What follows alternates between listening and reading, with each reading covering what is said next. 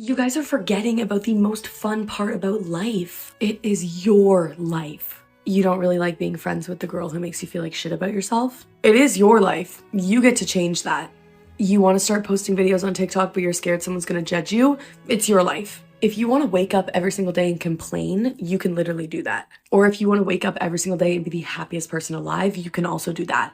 No one's telling you how to dress, or at least I hope nobody's telling you how to dress, but you get to pick your own personal style. How cool is that? You get to pick whatever music you want to listen to. You get to literally set the tone and pick the vibe for what your life is going to be like. If you like him, tell him. And if he doesn't like you back, who cares? It was literally just for the plot.